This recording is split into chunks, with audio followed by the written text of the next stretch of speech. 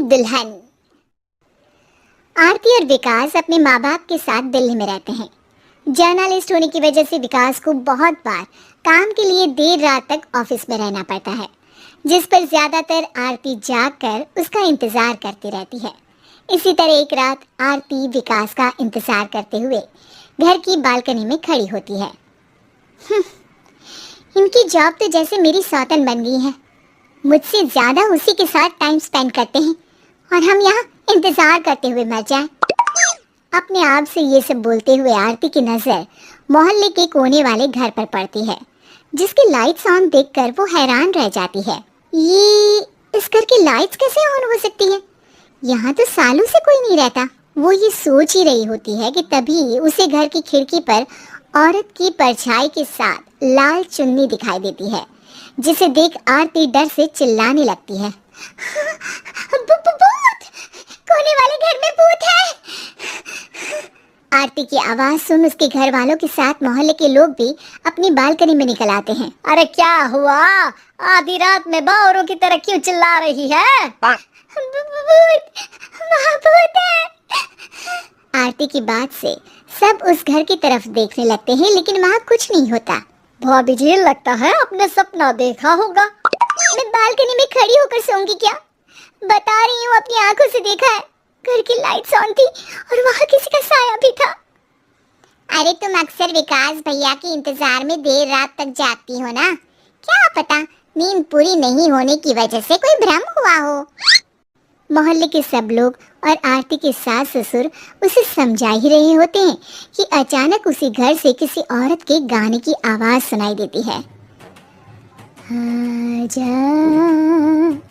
ओ मेरे प्रियतम, आजा। आवाज सुन सब हैरानी और कंफ्यूजन से उस घर की तरफ देखने लगते हैं कि तभी उन्हें लाल जोड़े में औरत का साया वहां दिखता है, जिसे देख पूरा मोहल्ला सकते में आ जाता है। अरे ये तो कोई दुल्हन है। अरे नहीं नहीं, भूत नहीं है। अरे फिर तो पक्का तेरी दुल्हन है। अरे नहीं नहीं, वो तो मायके गई है। हद है, पहले इससे निपट ले, बाद में इस पर डिस्कशन कर लेना। बड़ा भ्रम बोल रहे थे ना, अब फटी ना सबकी। और नहीं नहीं, मैं किसी से नहीं डरता भाभी जी। भूत जैसा कुछ नहीं होता। या तो इस घर के मालिक यहाँ आ गए हैं, या फिर किसी ने खाली घर देखकर कब्जा कर लिया है। हमें वहाँ जाकर देखना चाहिए। बात में लॉजिक मानकर सब बाहर इकट्ठा हो जाते हैं कि तभी विकास भी वहाँ पहुँच जाता है। क्या बात है? इतनी रात को पूरा मोहल्ला यहाँ कैसे? भूतिया दुल्हन की वजह से। क्या तुम्हारे अलावा भी कोई दुल्हन भूतिया हो सकती है? इस भूतनी का किस्सा निपटने दो, फिर तुम्हें अपनी भूतनी दिखाती हूँ।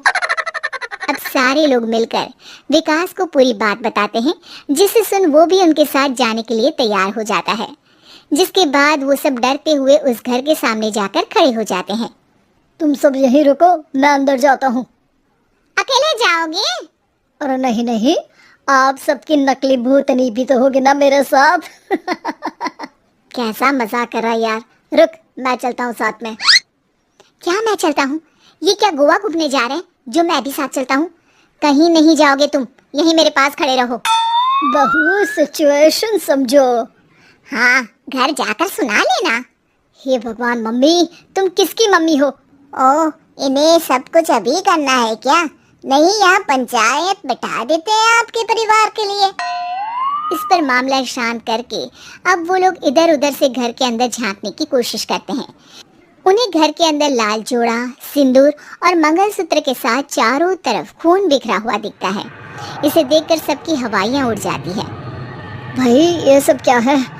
अब तो मुझे भी डर लग रहा है।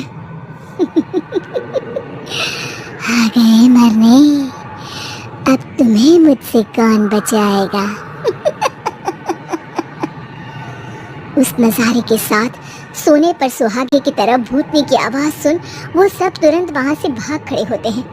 ये सब क्या था? अब हम क्या करेंगे? हमारे मोहल्ले में भूतनी आ गई जो सबको मारना चाहती है। ओ भाभी जी, मैं फिर बोल रहा हूँ, भूतनी जैसा कुछ नहीं होता। मुझे तो यकीन है कि यहाँ किसी गलत इंसान ने गलत काम करने के लिए कब्जा कर लिया है और लोगों को घर से दूर रखने के लिए ये सब कर रहा है।